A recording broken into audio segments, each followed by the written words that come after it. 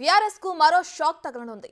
ఆ పార్టీ అధినేత కేసీఆర్ పై మాజీ ఎమ్మెల్యే కోనప్ప తిరుగుబావుట ఎగురవేశారు. బీఎస్పీ నేత ఆర్ఎస్ ప్రవీణ్ కుమార్ తో దోస్తీని కోనప్ప తీవ్రంగా వ్యతిరేకిస్తున్నారు.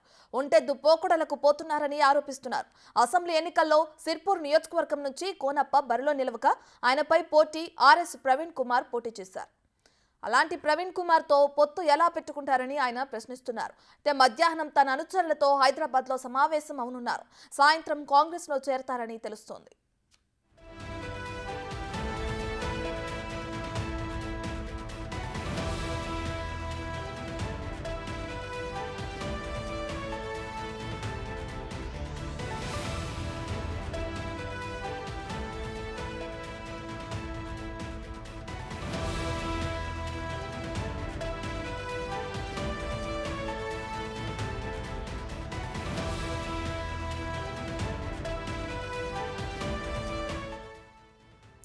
ఇక బీఆర్ఎస్ కు మరో షాక్ తగలనుంది. ఆ పార్టీ అధినేత కేసీఆర్ పై మాజీ ఎమ్మెల్యే కోనప్ప తిరుగుబావుట ఎగురవేశారు.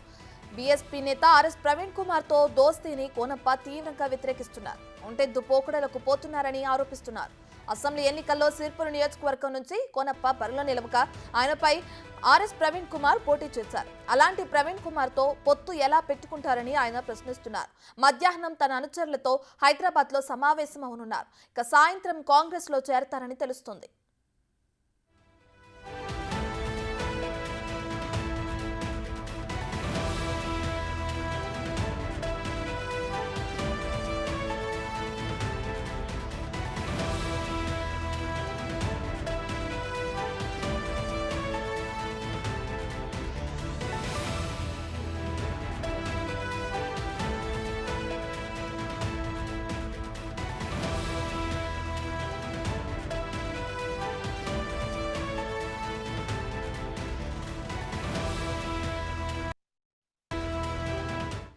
రైట్, ఇదే అంశానికి సంబంధించి మరింత సమాచారాన్ని మా ప్రతినిధి అంజయ్య అందిస్తారు.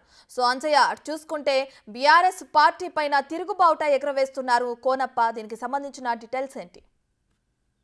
రత్న, బీఆర్ఎస్ బీఎస్పీ పొత్తు కారు పార్టీలో అగ్గిరాజిస్తుంది. ప్రధానంగా ఏదైతే పొత్తుకు సంబంధించిన అంశంపై నిన్న ఒక కీలకమైన ప్రకటన చేయడం జరిగింది. బీఎస్పీ అధ్యక్షుడు ఆర్ఎస్ ప్రవీణ్ కుమార్, అదేవిధంగా మాజీ సీఎం బీఆర్ఎస్ పార్టీ అధ్యక్షుడు మాజీ సీఎం కేసీఆర్ ఒక ప్రకటన చేయడం జరిగింది. దాంతో ఆ పార్టీలో ఏదైతే తీవ్రమైన అసంతృప్తి రాజేస్తుంది. అందులో భాగంగానే ఏదైతే బీఎస్పీకి సంబంధించిన అధ్యక్షుడు గత అసెంబ్లీ ఎన్నికల్లో ఇక్కడ నుంచే పోటీ చేయడం జరిగింది. అదేవిధంగా ఆయనకు ప్రత్యర్థిగా మాజీ ఎమ్మెల్యే కోనప్ప ఇద్దరు కూడా బరిలో దిగడం జరిగింది. ఇద్దరు ఓడిపోవడం జరిగింది. కానీ ఆ తర్వాత జరిగిన పరిణామాల్లో ఇప్పుడు బీఎస్పీ బీఆర్ఎస్ పొత్తు పెట్టుకోవడాన్ని కోనప్ప తీవ్రంగా వ్యతిరేకిస్తున్నారు.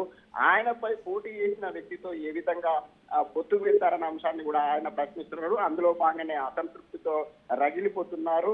అదే విధంగా అసంతృప్తితో రగిలిపోవడమే కాకుండా కారు పార్టీకి గుడ్ బై చెప్పడానికి సిద్ధమవుతున్నారు. అందులో భాగంగానే ఈ రోజు ఏదైతే హైదరాబాద్ లో మధ్యాహ్నం తన అనుచరులు, సన్నిహితులు, అదేవిధంగా ఎవరైతే కోనప్పకు సంబంధించిన శ్రేయోభిలాషులు, అదేవిధంగా పార్టీకి సంబంధించిన ప్రజాప్రతినిధులందరితోనే హైదరాబాద్ లో సమావేశం నిర్వహిస్తున్నారు. ఈ సమావేశంలో ఒక కీలకమైన ప్రకటన చేస్తామని ఆయన చెప్తున్నారు. ఇప్పటికే కోనప్ప కాంగ్రెస్ కు సంబంధించిన ఒక ఖమ్మం మంత్రితో సంప్రదింపులు జరిపారు. పార్టీలో చేరడానికి ఒక అనుకూలమైన గ్రీన్ సిగ్నల్ కూడా వచ్చింది. అయితే కోనప్ప ఈ నెల 12న పార్టీలో చేరుతారా, లేదంటే ఈ రోజు ఏదైతే పార్టీకి సంబంధించిన పెద్దల్ని కలుస్తారా అనే అంశాన్ని సాయంత్రం 5 గంటలకు స్పష్టం చేస్తారని చెప్తున్నారు. ఏది ఏమైనప్పుడు కూడా ఉమ్మడి ఆదిలాబాద్ జిల్లాలో బీఆర్ఎస్ పార్టీని కోనప్ప వీడడం మాత్రం ఒక పెద్ద షాక్ గా చెప్పొచ్చు రత్న.